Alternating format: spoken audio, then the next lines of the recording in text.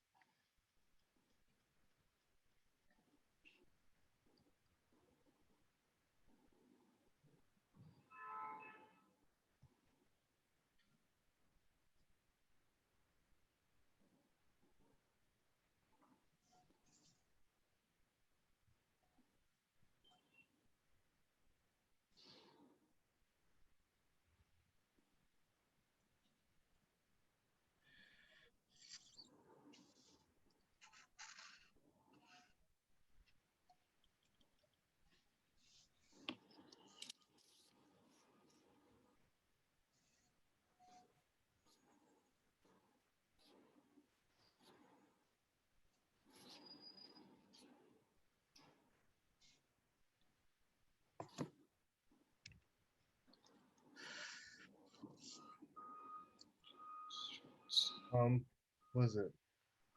Mr. Dale? Yes. I can't let me turn my camera against him. I can't find my reading glasses, so um, I was just calling Jeanette to find out if she knew where they might be, but I can't see to read it. So All right, so just listen to our discussion. okay, thanks. And if everybody, whenever you're finished reading, if you could just either throw up an emoji reaction or something to let me know that you guys are done. I'm listening, but I'm going to go look for my lenses too because I need them to see because classes start at 8:30. Got you, Sean.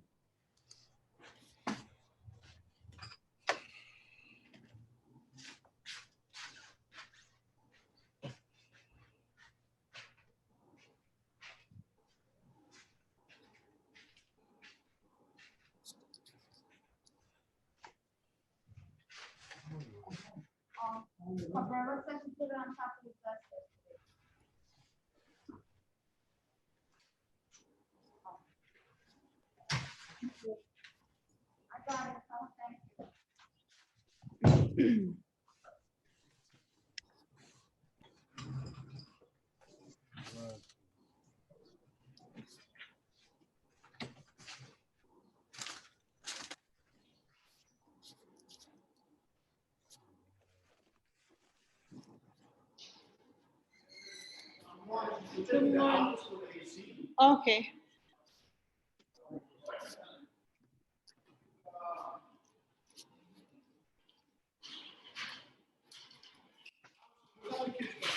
Eight 30.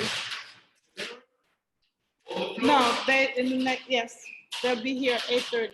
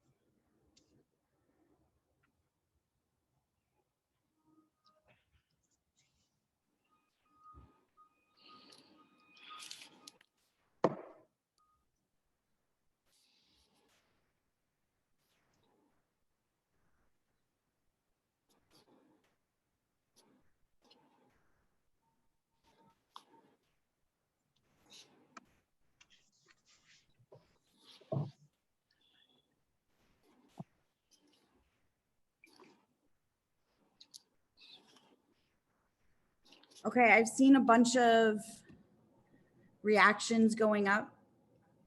We have about 2 minutes left until I have to go do morning entry. So how about one thing that stood out to you from what you've read? And if you haven't finished it, that's okay. You can finish it later. What's something that stood out to you? I think the fact that whatever you're modeling, you're doing very quickly.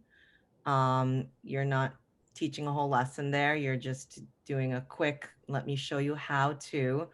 And then you're coaching as the student practices that, but it doesn't need to be perfect before the student goes off to practice on their own.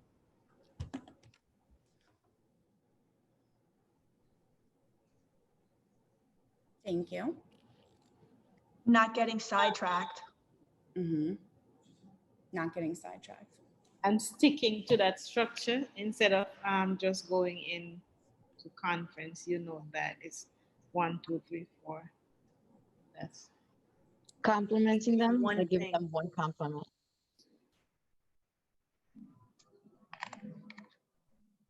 Sorry, I think I cut somebody off. I'm so sorry. I No, it was apologize. me. Don't worry, Miss Santana, go ahead. I'm so sorry. Oh my God. No, you go first. I'm so sorry.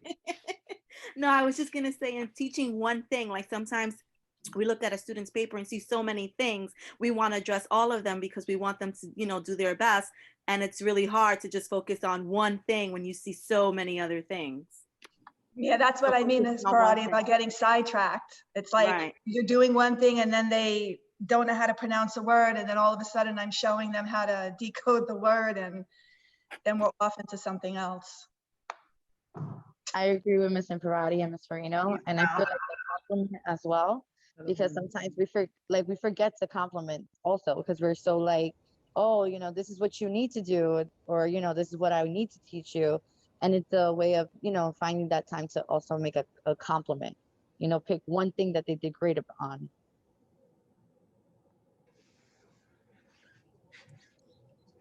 You're muted, Karen. So the one thing I wanted to add is that, yes, you always have to give a compliment. So like on our conference sheet that we're going to create, it's going to be a compliment, a strategy that you taught, and the next step for that child. So that is something that should be happening on a daily basis, or not so much daily, but like the other thing, one thing that is going to be very crucial to a reading conference or a writing conference is that the students have to come prepared for that conference. And the one way that we're going to make sure that our students come prepared for that conference is by really creating a schedule and having the kids see when their conference is. So we should be meeting and conferencing with students at least 2 to 3 times a week, just to see where they're at. And this is also going to be in place of happening during the 10-10-10 as well as strategy groups. So there's a whole bunch of times that we'll be doing conferencing. And the one thing I like about this book, and I ordered it for everybody, is that, but it hasn't come in yet. As you know, as I get them, I give them out. It comes with all the resources you need, like the table tents that you saw in the article, that's all accessible to you. Every book that we got so far this year is all accessible with tools and strategies and things already created for you to make your lives and your job a little bit easier. So we know that, conferencing is one of the key elements of the balanced literacy.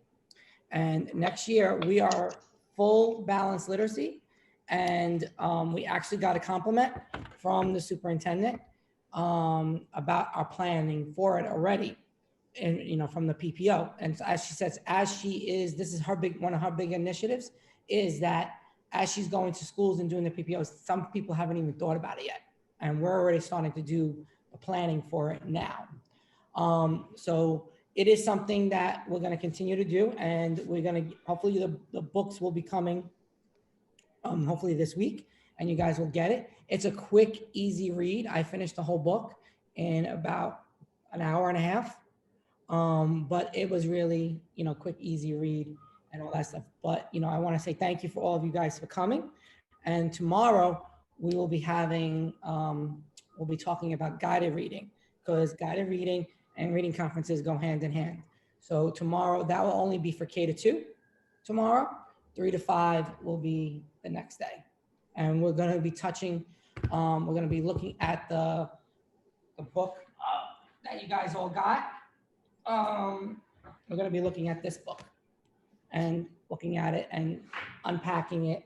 And one of the things I will share is that, so on page 94 of your book, there are different leveled guided reading lesson plans.